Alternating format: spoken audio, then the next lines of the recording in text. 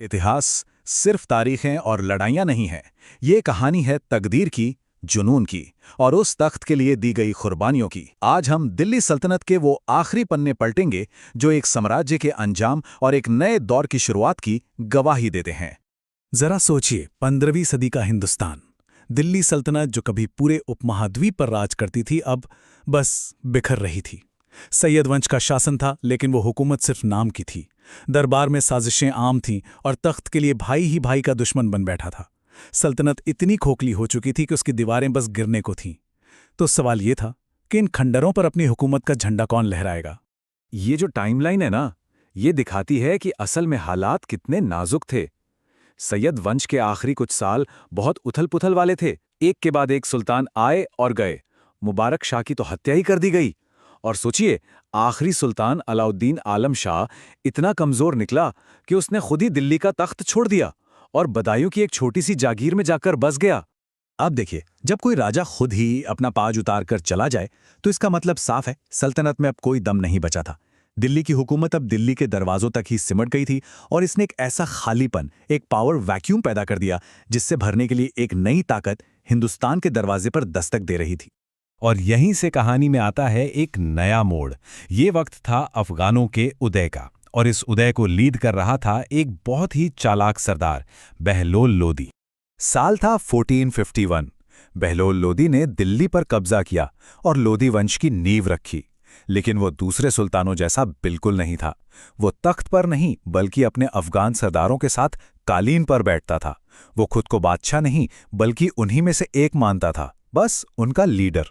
उसका फलसफा, उसका सिद्धांत बहुत सीधा था। मैं बराबर वालों में पहला हूं। बहलोल ये बात अच्छी तरह जानता था कि उसकी असली ताकत उसके ये अफगान सरदार ही हैं। अगर वो साथ हैं तभी सल्तनत है। इसीलिए उसने उन्हें अपनी प्रजा नहीं, बल्कि बराबर का दर्जा दिया। ये एक ऐसी सोच थी जिसने बिखरे हुए अफगानों को एक झंडे के नीचे ला खड़ा किया। और कमाल की बात यह है कि ये तरीका काम कर गया। बहलोल ने दिल्ली सल्तनत की खोई हुई इज्जत वापस दिलाई। वो अपने अमीरों को मसनदे आली, यानी मेरे आका, कहकर बुलाता था, जिससे उनकी वफादारी पक्की हो गई। उसने जौनपुर जैसी बड़ी सल्तनत को हराकर अपने राज में मिला लिया और साम्राज्य की सीमाओं को फिर से बढ़ाना शुरू कर दिया।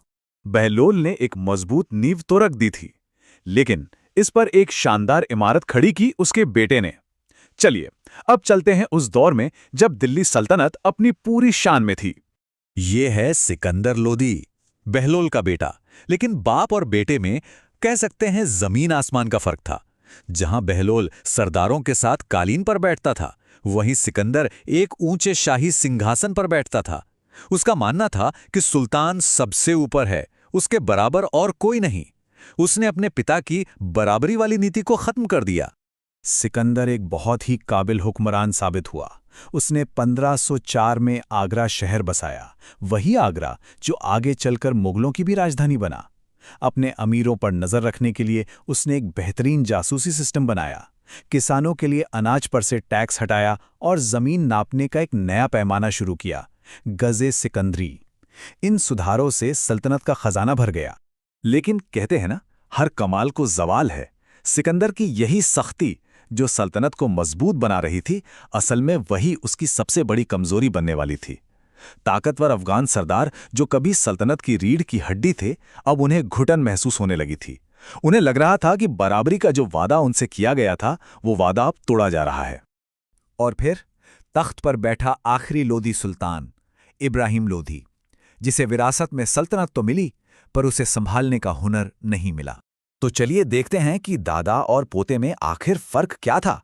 एक तरफ बहलोल लोधी जो बहुत विनम्र था, सबको साथ लेकर चलता था, और दूसरी तरफ इब्राहिम, घमंडी, शक्की मिजाज। उसने तो साफ कह दिया था कि राजा का कोई सगा संबंधी नहीं होता। उसने अपने वफादार सरदारों को भी सरेआम बेइज्जत किया। नतीजा, वफादारी की जगह अब दिलों में बगावत की आग जलने लगी थी। इब्राहिम की मुश्किलें सिर्फ दरबार के अंदर नहीं थीं, बाहर भी दुश्मन तैयार बैठे थे। 1518 में मेवाड़ के महान योद्धा राणा सांगा ने खतौली की लड़ाई में उसे बुरी तरह हराया।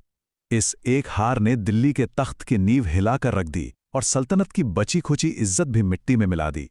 और फिर वो हुआ जिसने हिंदुस्तान का नक्शा हमेशा हमेशा के लिए बदल दिया। इब्राहिम के घमंड से तंग आकर पंजाब के गवर्नर दौलत खान लोधी ने एक बहुत खतरनाक कदम उठाया। उसने काबुल के शासक ज़हीरुद्दीन मोहम्मद बाबर को हिंदुस्तान पर हमला करने के लिए खत भेज दिया। ये एक ऐसी गलती साबित हुई जिसकी कीमत पूरी की पूरी सल्तनत को चुकानी पड़ी। और इस एक खत ने उस जंग की तैयारी शुरू कर दी जिसे सदियों तक याद रखा जाना था, पानीपत, जहां एक युग का अंत होना लिखा था। पानीपत के मैदान में इब्राहिम लोदी की फौज एक समुंदर की तरह लग रही थी।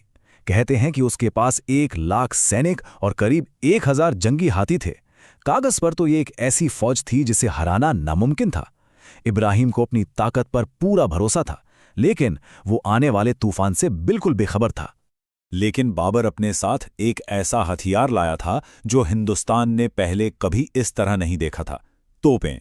उसकी सेना छोटी जरूर थी, पर उसके पास वो तकनीक और वो रणनीति थी जो हाथियों और तलवारों पर भारी पड़ने वाली थी। उसने तोपों को एक जाल की तरह बिछाया, दुश्मन के लिए मौत का जाल। तारीख थी 21 अप्रैल 1526। पानीपत का मैदान। सिर्फ एक दिन की लड़ाई, तोपों की गूंज ने हाथियों को पागल कर दिया। लोधी की सेना में भगदड़ मच गई और इब्राहिम लोधी जंग के मैदान में मारा गया। वो दिल्ली का अकेला ऐसा सुल्तान था जो लड़ते लड़ते युद्ध भूमि में मरा। सिर्फ एक दिन में 300 साल पुरानी दिल्ली सल्तनत का सूरज हमेशा के लिए डूब गया। पानीपत में सिर्फ एक सुल्तान नहीं आ रहा था, एक पूरा का पूरा दौर दफन हो गया था।